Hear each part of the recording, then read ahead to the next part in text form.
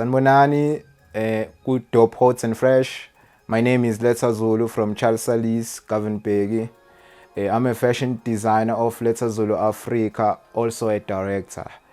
Thank you so much to be part of this. Hello guys, my name is Mpilo, Mxhego. I'm from Emba, and I'm a marketing director at Letta Zulu. And welcome to Dope, Hot and Fresh channel. Thank you. Ijeni ye Letta Zulu ngicabanga ukuthi isuka from ekungabeni nazo impahla from ekukhuleni kwami. So as umntwana ngisakhula bengekho kumndeni obukwazi ukuthi ungithengele impahla yabo. So ila khona ke engithe ngikhula as much as ngihustlisha emasayidini ngenza mhlawumbe ama part time job while ngisasesikoleni nginothando lempahla yabo. And then ngaba umuntu nje vele othande something unique, different yabo, to hide away this pain yokuthi you growing up in a poor family, you understand. So it was one of those things. And then ngithe ngisa ezinye impahla ngiyithenge and then ngingayiboni lento le ngifunayo noma engithandayo enginayo engqondweni, but kwesinye isikhathi ngithi mangifika esitolo ngayitholi. And then kwangifostela ukuthi kumele ngibe neskill sokuthunga. Qala lapho ngafunda ukuthunga, ngithetha ngisafunda ukuthunga. Ngabona abantu beshowa interest nokuhlonipha umsebenzi lo ngikuthungayo. Okokuqala nje khona impahla yami yokuqala engangithungile, and then iclient lokuqala la ithenga leyo mpahla leyo while ngigqokile. And then lonto leyo yangiqhuquzela ukuthi no, abantu bayifuna lento le yabo. And then sekusanje iskill senginaso sokuthunga. But lento ngase ngiba nothando olukhulu nayo yabo. Yalokho ikhula up until kwaba khona iLetta Zulu Africa, of which ila khona ke engibonile nami ukuthi this thing is bigger than me, because iLetta Zulu Africa ikwazile ukuthi ingikhombise ukuthi inkulu kangakanani lento. Yaqala yaletha abanye abantu abazosebenzisana nabo ekukhuliseni ibrand iLetta Zulu Africa yabo. Kwaba ibrand evulelekile. Inspiration ifike ekuthenini ukukhula endimeni ye fashion nase ndimeni ye business itself, nanokuthi sikwazi ukuthi silethe abanye abantu ekusebenzisaneni nabo, nanokubheka abanye abafowethu esebenzile le ndlela le yahamba bafinyelela khona, njengabo Christian Dior base Paris, baningi nje abo Kevin Klein, abafowethu abo Ladumi Maxhosa brand, baningi nje abo inspiration esithi masibheka sibone ukuthi no, these people already have achieved it in life, and nathi as the brand kukuningi esingakufunda kubona. And actually the name Letta Zulu derived from his full name, Lethukuthula Zulu. And then it just matches very well with the brand, because also the concept was to design something that describes Africanicity at its best. As you can see, we also have, which I didn't mention, the African map. It just describes Africanicity at its best. It's something that you would not be proud not to wear. You would not be proud not to wear anywhere else in the world. So it's, yeah, it is what it is. Yeah.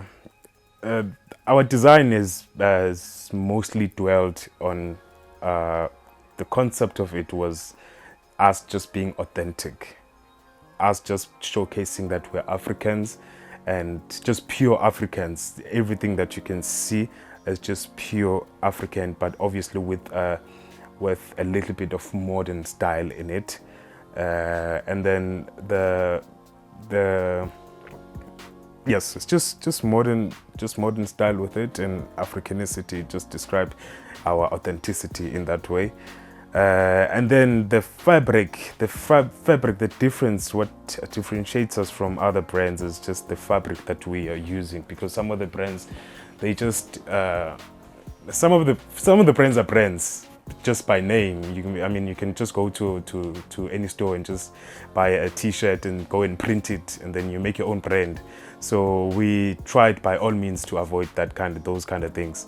We made sure that we become authentic as we can. Our fabric, we make our own fabric, something that is unique, something that cannot be copied anywhere. It's just us, Letta Zulu, purely in every way. What sets us apart as Letta Zulu, as I've mentioned previously, it's our authentication, our authenticity. Us, just by looking at the brand, it just describe you can just see that this person is proudly African, and you can just see in every way the style and the fabric, our patterns on our garments and everything that outfits and apparels. It just describes an Africanicity. So I think, yeah, as I've mentioned, it's something that you're really going to be proud of. So everywhere where you go. So it sets us apart. It really sets us apart from these other brands. Njengoba bese ngishilo ukuthi impahla yokuqala lengangithungile yathengwa nje asingithi yathathwa. So ngaqhubeka ke with iskill lesokuthunga, ngathunga up until sengishaya ama fashion event ayo I products lengithungile. I fashion shoot yami ngiyakhumbula nje yokuqala ngayishaya eStanderton, and then esibili yabasemaboningi, just ukukhulisa umsebenzi. La after photo shoot esemaboningi, abafowethu ke labo engangisebenzisana nabo ila khona ababona ukuthi no, lento isinkulu ngamandla nanokuthi akusenzi sibe unique uma sithenga indwangu and then sihambe siyoyithunga, ngoba lokho kuthungile nanoma ubani ngakwazi ukuthi akwenze, yabo. And awukwazi ukuthi ungaclaima leyo ndwangu leyo, because ibusiness awuyi-own uma uthenga indwangu la kuthengiswa khona indwangu. So kube sekusiphoqelela ukuthi no, kumele siyoqala phansi siyocabanga umsebenzi, iskill noma sesikhona, but ekukhuliseni umsebenzi yipi signature esiyenzayo, yabo. So that nanoma ngipla umsebenzi ohamba khona uyakwazi ukuthi ubonakala ukuthi hayi umsebenzi nawo lo esiwenzayo. Wasiphoqelela masihlala phansi ukuthi asikhiphe naye ke products Letta Zulu Africa, yabo.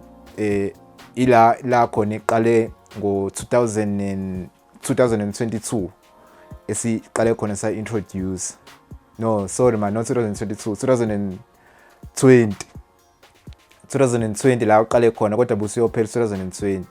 Then kwa 2021 kwayikhaniki siqala unyaka uqala isibonakala.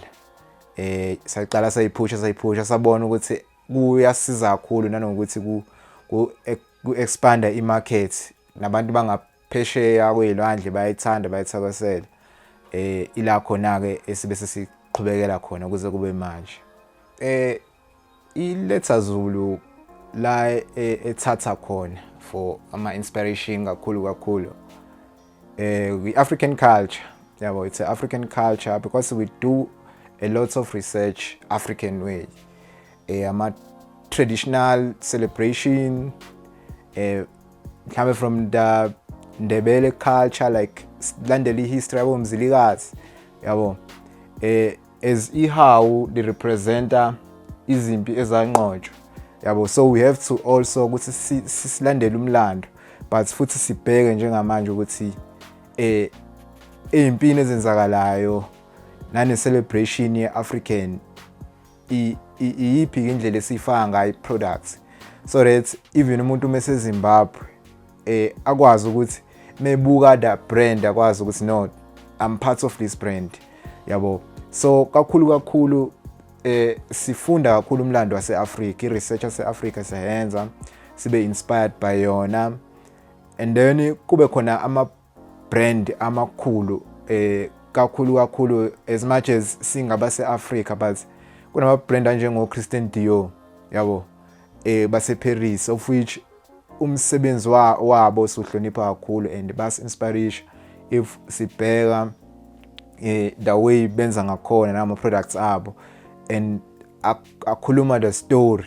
Kube khona ama brand afana no Calvin Klein, kube khona ama brand afana no Louis Vuitton yabo, maningi nje ama products no Maxhosa, maningi ama brand esithi masibheka sibahlonipha umsebenzi wabo and then besinikeze ne inspiration ukuthi it's possible nathi singakwazi ukuthi sikwenze. I collection yethu ikhishwa izinto eziningi, kuyenzeka kakhulu ngoba bengishilo ukuthi into esiyenza i research yabo kuqala phambilini, because Letta Zulu is telling a story yabo, and lanoma ngabe kuthiwe ke la khona if ungayazi brand but for the first time uyibonile uyayibona story ukuthi no, there's something special ngale brand or there's a story behind this brand. So into esenza ukuthi si come up with a collection kuyenzeka kube izimo ezenzakalayo around yabo, and then sibheke ke thina and then we say ukuthi iyiphi indlela esingakhuluma ngayo yabo with the people using the fabric, because at the same time this is a communication yabo, it's a communication njengamanje, also it's a communication with the future yabo. So some of the people, they can not understand the patterns okwamanje, but this pattern they speaking now, also they speaking for the future yabo. So asifuni ukuthi mas designer into ekugcineni senze nje just because we're doing it. So we sit down, si draft phansi ifeyile, siphinde si draft phansi iphinde ifeyile yabo, up until siphuma this thing that sesineshow ukuthi no, now isiyakhuluma. Kuyenzeka kube ama event but ama event afika vela ama ideas esekhona yabo, because efikeni we event nekuthi wena ngidesignele that event, but we event uletha your work to showcase to the people ukuthi all this time this is what I was working for yabo, and then people they can see ukuthi okay, is this speaking with me or just they kuluma just for the show, and then after the show what's going to happen yabo. So inspiration kakhulu ukhuluma the story yabo, and senze show ukuthi ama client ethu aba proud of umsebenzi lo esuproducer.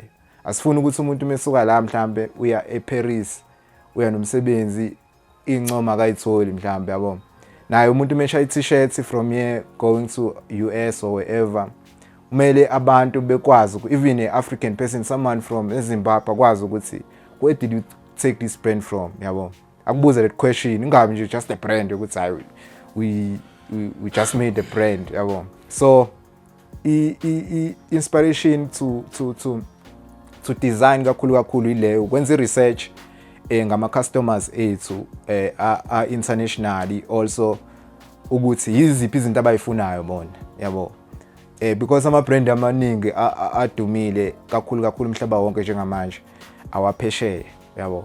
Isikhathini esiningi i-product inokuthengwa kakhulu ama tourist, and ibona kakhulu abantu abakhombisa uthando, ukuthi abantu mhlambe baya travela kwezinye indawo yabo, bafuna or else mhlawumbe umuntu osuka le kulamazwe angaphandle ufuna iproducts yala eAfrica, and then uyazi ukuthi amene LZ, uyazi ukuthi hayi ubuyela nayo emove.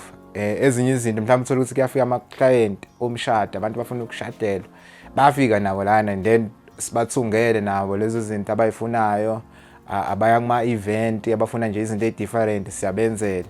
Sidila nane leather, senza nama bag kwesinye isikhathi na ama customers leather yafika, imoto sidila nazo, osofa, ziningi kakhulu izinto esisebenza ngazo. Ukwenza osofa neimoto ezinye indlela lezo esidila ngazo ukubooster ibrand for icapital, because ibrand ifana njengomntwana and iyakhuliswa yabo. So kunamanye ama expense afunakalayo now and then njalo ngenyanga like i-rent nani lezo zinto lezo senza sure ukuthi si booster ngalama business lawa semasayidini esiphusha ngawo ukuze sikwazi ukuthi sikhulise ibrand iye phezulu. Ama material esidila ngawo maningi i-leather kakhulu i-leather and then bese kuba i-satin ne denim jean so yiwo kakhulu esisebenza ngawo but akusho lokho ukuthi khona i-material esingakwazi ukuthi sisebenze ngayo yabo. Kodwa kakhulu ilawo i-leather because kunama client othola sometimes they want some bags and ama bags it's originally leather yabo, and then kube khona ama jean people want equality of stuff singenzeli nje senza just for doing.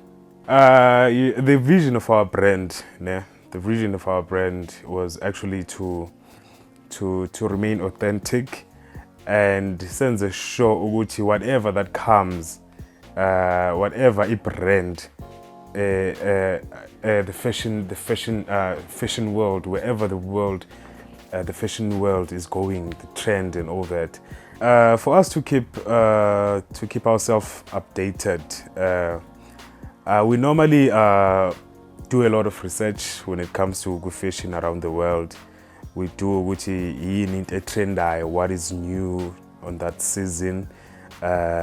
We also attend a lot of pop-up shops and local brands that are like doing their shows somewhere. We do attend a lot of those things so that you can see how our agents, other guys doing their work and all that. And we dwell mostly more on good research on what's new, what's coming, so that this is also relevant. But that doesn't mean for us to keep our relevance. That doesn't mean we are going to lose our distinctive sense as Letta Zulu. We always remain our content, our context of the whatever of our brand needs to remain in standard and consistent. And the luxury of the brand, we must always keep that standard.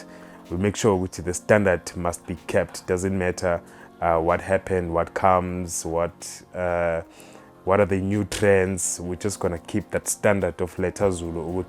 This is how it should be. This is how it should be portrayed, or to be how it needs to be presented to people, so that abantu bazoyi-accept ngendlela egrand with relevance, bazoyithanda whatever that they are looking, bayithande whatever that someone thinks of purchasing, ayithande. Yeah, that's all. As the Letta Zulu, we are focusing more on dwelling a marketing audience here, to a target market here, to into everyone to be familiar with the brand. All South Africans and international people to be familiar with the brand. Siyazamas, we push by all means that even we get a lot of recognition international. We are pushing which is but so far we've managed to make a lot of people to be familiar with the brand, to recognize us wherever we go on especially on social media, because that's where we mostly push our brand, on social media. And yeah, that's one thing. I think it's very important for us to push the brand, so that everyone can know the brand, can like the brand, everyone, be it local or international.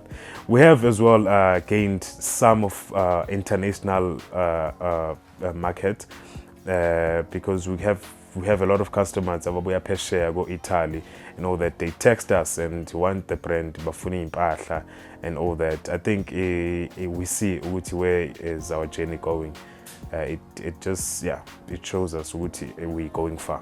Our brand, yes, it gets a lot of recognition from from people of high statures. They really like the brand. We've attracted a lot of influencers, social media influencers, they managed to actually take pictures with our brand, wearing our brand, and then post it on Instagram and then get likes and all that. Just a way of us of marketing the brand for us.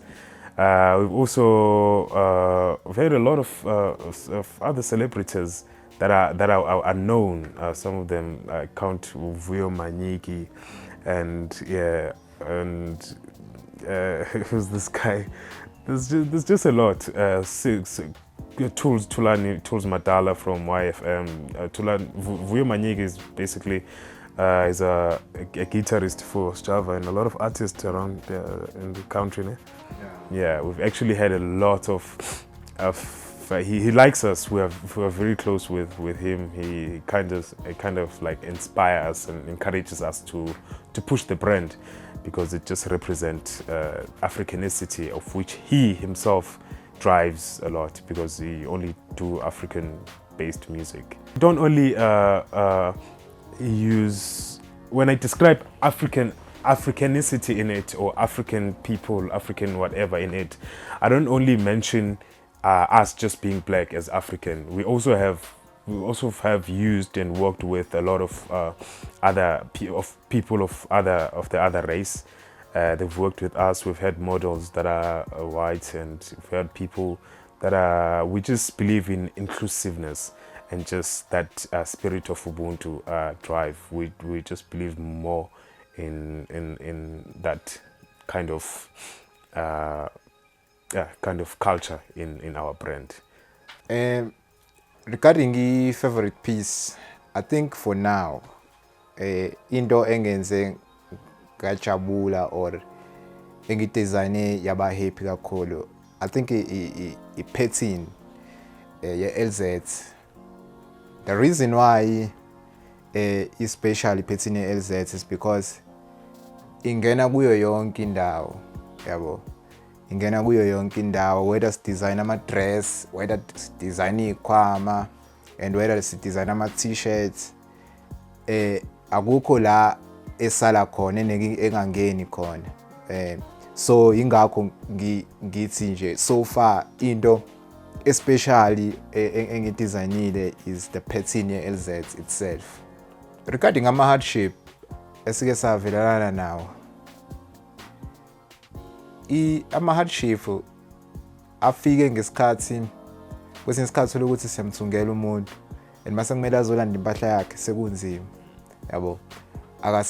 Kwesinye isikhathi makumele abhadale imali uzokubheka ethi I know ufuna ukunikeza imali engaka, yabo. Omunye umuntu mhlawumbe uzoya ku-event use akakakhokhi or ukhokha half, mase kumele azolanda ukhanselile i-event, akasafuni uzolanda impahla yakhe, yabo. So izinto ekanjalo izinto ezibenzima kithi kakhulu, sagcina sisala nezimpahla eziningi abantu bengasayilandi. Izizathu kwesa indlela esisolve ngayo leyo challenge kakhulu kuba khona kwebrand ukuthi akuhlukwane ezandleni, yabo. Umuntu mefuna something uyafika nemali ephelele umnikeza i-product yakhe, yabo. Enye i-hardship esibe nayo ileyo ukuthi i-client liyafika lifika mhlambe lifika nemali, wena kusamele uqala umtshela ukuthi hayi ngisayothenga indwangu, yabo, and ngizothatha nama measurement ngibuye bese ngiyakuthungela uzolinda mhlambe izinsuku engaka, yabo. Kanti omunye umuntu akanayo leyo patience, ufuna into ready, yabo. So umuntu uzogcina ethi wena waste isikhathi sami then agcina ehambile, kusho ukuthi ngamanye amazwi business wise usuluzile leyo mali leyo, yabo. So sabona ukuthi no, izinto ezizosolve lezo zinto lezo, umuntu akafika impahla abanye abantu because khona abantu abangenayo patience ngempela, yabo. Ofuna into ebuza izinto ikhona into ethile, ngifuna lento ethile, and then bese uyamnikeza leyo nto lenhlukana ezandleni, ukuthi ke labo bane patience siyakwazi ukuthi sidilena nabo. I-future ye-LZ or ye-Letta Zulu ikhona kakhulu, ngoba kuba yikho ngaba sikho kwala, yabo. Lokho esikwenzayo sikwenza ngoba siyakholelwa kakhulu kwi-future, and baningi abantu esisebenzisana nabo ekwakheni lokho ukuthi kusasa kukhule kakhulu yabo. My challenges esiba nawo as a brand, the more i-brand ikhula, the more sihlangabezana nama challenges amaningi, because for example in terms of stock, material, where we have to buy a lot of material. There are a lot of orders. People are ordering left, right, and center. Abantu bayatenga, and now we must make sure we're keeping up with it in terms of what to provide impahla ebantwini abantu badinga impahla, so we have to keep it up. Le nto le iba challenging kakhulu. Sometimes uthola ukuthi we don't have enough of material to actually sew the merchandise, okanye to go and manufacture our things. It becomes a lot of challenge, and then I think that's the most important challenge that we are facing as a brand. And Jogobi brand Kula, we are facing those kind of issues. Okay, the future of Letta Zulu is very bright. At the moment, we don't have any collaborations that we're gonna do at the moment. But we are looking forward to some events that we're obviously going to be attending in the near future. I'm not going to mention which one is it, but in the near future we'll keep you posted on our social media pages. That's just all from Letta Zulu. We're just going to keep you posted in everything. You're just going to know what are our moves. But what's important, we're just going to provide you with everything that you want. We're just going to give you. Our customers are the core fundamental of our business, because we are the business because of Abantu. So whatever people that have in their mind about whatever that you are giving to them about your product, you must accept your feedback there. Because he likes the t-shirt, for example. Maybe he likes the t-shirt, but he doesn't like this and that about the t-shirt. So when akumelanga nje ube umuntu o dismissive le nto le, you have to be understanding and just listen to them, and obviously making sure that in future you're gonna provide the best customer and the best service to them, something that they're gonna like. So our customer we have to listen to their feedback, because wonke umuntu une idea yakhe. So wonke umuntu une idea yakhe ukuthi into ucabanga ukuthi une suggestion yakhe ukuthi into icabanga ukuthi ngabanjani, yabo, at the end of the day. So kubaluleke kakhulu ukuthi ama customers sihlale si khona engage nabo in a personal perspective. Umuntu mangaba akajabulanga product, obviously we're gonna listen to that, whatever that he or she is inquiring about. We're just gonna provide them with just best customer service and experience. To just give umuntu who's an aspiring fashion designer, all I could say is he or she must understand that it's not an easy world. It's not an easy world. There are a lot of challenges. It's not an easy world, and especially when it comes to running the business side of the business,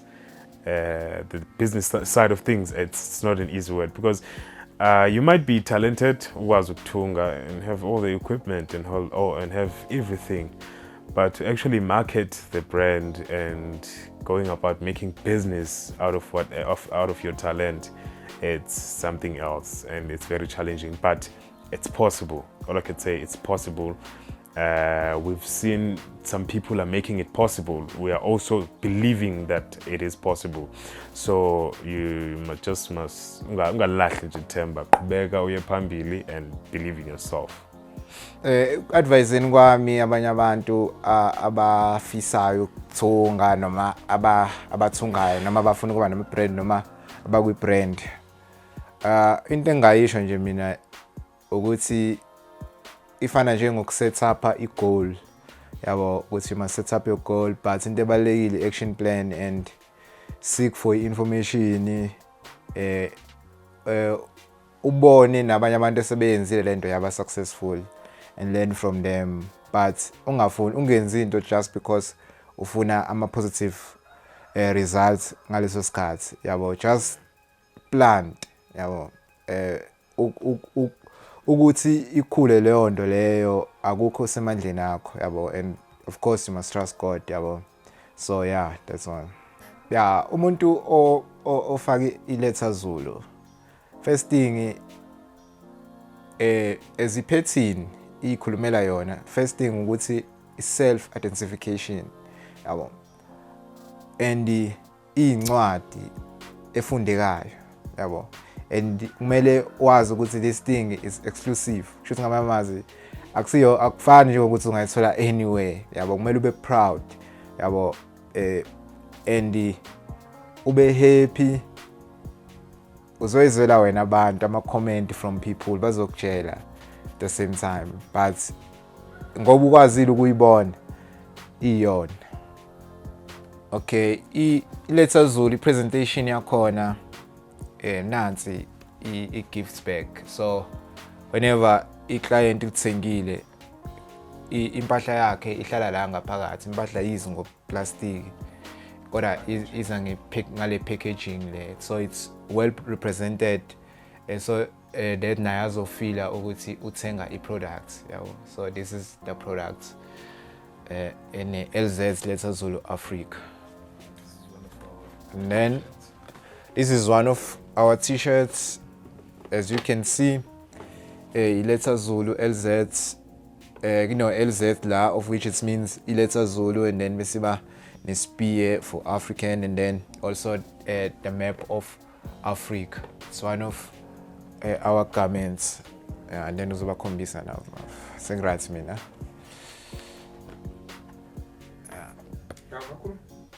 Ngakhuluma ba? Okay, yeah. So basically, this is our thing. It's just a few of what we have, of what we actually have sell as a brand. Just a few because they were just close to us.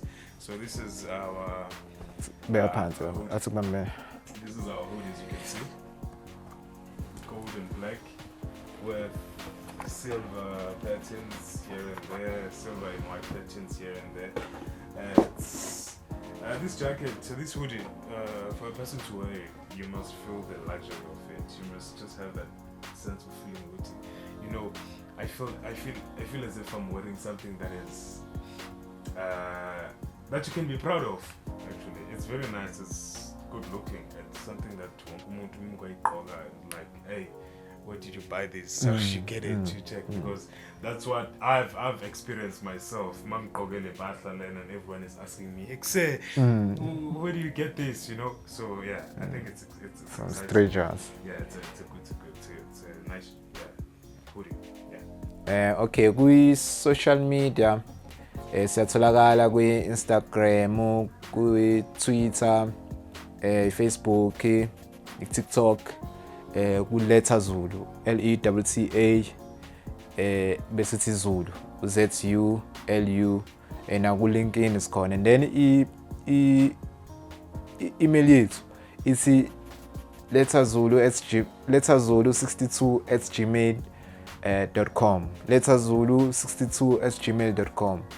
Also you can get us on our WhatsApp at 063 490 3841. Siyabonga kakhulu kubantu ama customers ethu, abantu abasithengela, and then sibonge nama customers azosithengela, because besineke sibe nayo ibrand if ama customer besingenawo. Sibonga kakhulu kubafowethu nakubaphathi be Dope Hot and Fresh ukusinikeza isikhathi sabo nanokusinikeza this platform yokuthi sikwazi ukuthi siveze kubalandeli babo, nathi singomunye wabalandeli babo. Siyabonga kakhulu. Besingathanda ukubonga to all our followers, all our customers on our social media platforms, and we'd like to thank you for the support that you've shown to us, and we are also welcoming more of your support and we'll gladly appreciate it ngayo yonke indlela. Siyabonga kakhulu. And also thanks to the dope, hot and fresh team for keeping this interview possible. We thank you guys for the support as well. Yeah, say big ups. Thanks.